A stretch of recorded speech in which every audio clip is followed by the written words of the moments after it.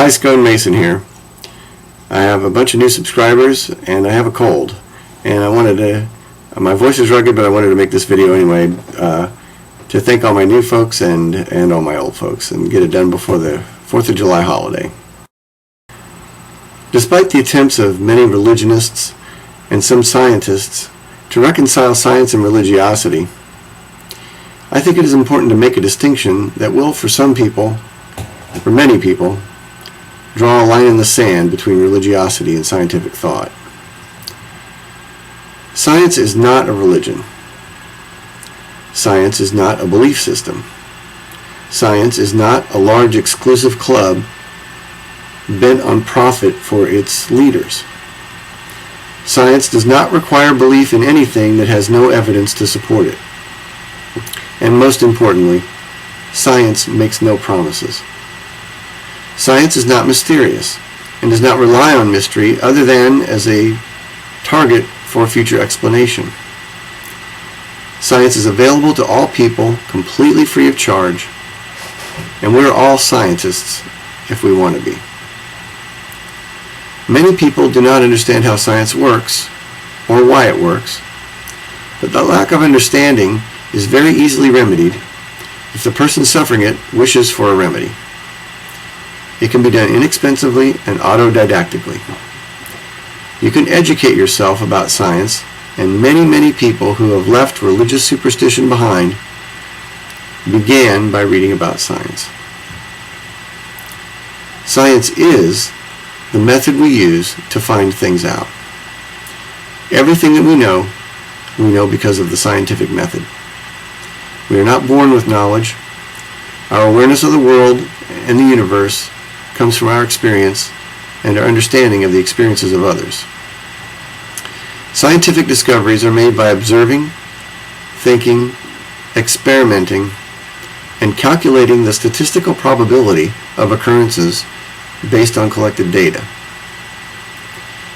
Any conclusions made without data are speculation based on imagination, assumption, superstition, or the desire for something to be true, regardless of the statistical probability of its being true.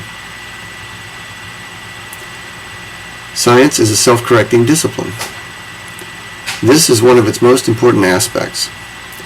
New information replaces old.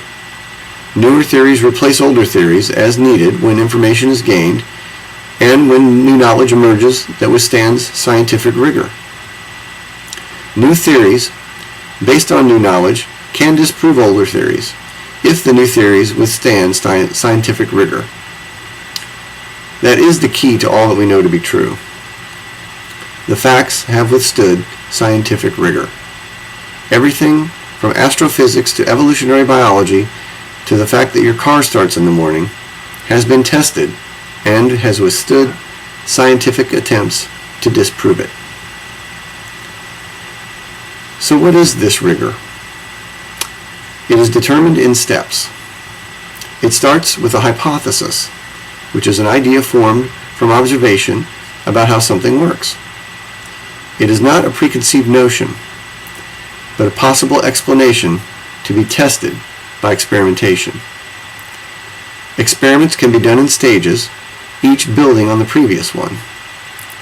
Along the way, new knowledge replaces old and allows correction or replacement of theories if the evidence indicates they need replacing. It is in this way that science self-corrects, and it is how the great body of human knowledge is refreshed and invigorated, growing and evolving over time.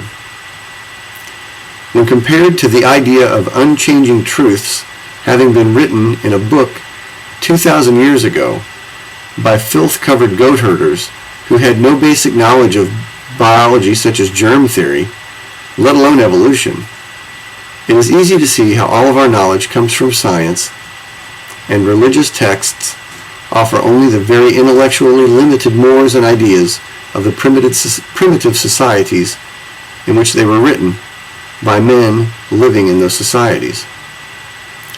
The irony of religious belief in the modern age is that everyone alive today, especially in my home country of the United States, benefits and in fact owes their lives to scientific knowledge and the continued use of the scientific method. Despite the claims of charlatans, modern medicine has gained astonishing advances in the past 100 years. People live longer now than at any time in history, and not because they prayed harder than their predecessors. Praying has not changed since the idea of it was concocted, and its results have remained static. It is the wondrous advances in medicine that have made our lives longer, healthier, and of greater quality, advances made by the scientific method. It is by investigation using the scientific method that we know all the things we know. There is not one natural process that has been revealed or made understandable, not one discovery made, nor one piece of technology that has been derived from reading any of the ancient holy books of religion. They all reside in the ancient past, and the civilizations from which they emerged have all turned to dust. The ideas expressed in them are as archaic, irrelevant, and barbaric as the men who wrote them. In fact, it seems as if the most highly revered figures in religion are the ones with the least amount of knowledge. The filth-covered goat herders of 2,000 years ago are credited with somehow having all the answers regarding the earth and its origins based on childishly simplistic ideas that indicate no awareness of physics, astronomy, or mathematics, and the same modern religionists who have the massive body of scientific knowledge that is available at their fingertips actually defer to the goat herders without the slightest inquiry and against all evidence that the Bible writers got everything about the origin of the earth wrong. They see no irony in arguing that the world is too complex to not have been designed by some great intelligence, and the fact that the book allegedly written by that great intelligence contains no knowledge and shows no actual familiarity with the planet that intelligence is supposed to have created. The more evidence that mounts and mounts and mounts in evolutionary biology, the tighter religionists cling to their anti-intellectual God, their savior of ignorance. When a few hours of reading could enlighten them to how things work in life in the universe, they reduce themselves to the most baseless, empty, and nonsensical claim imaginable. God did it. So it is that scientific inquiry does not reconcile with religious thinking, because religiosity is the banding together of the fearful to avoid having to think, or take responsibility for their actions, or worry about the day-to-day living of life. Religiosity is the acceptance of dogma in place of thought.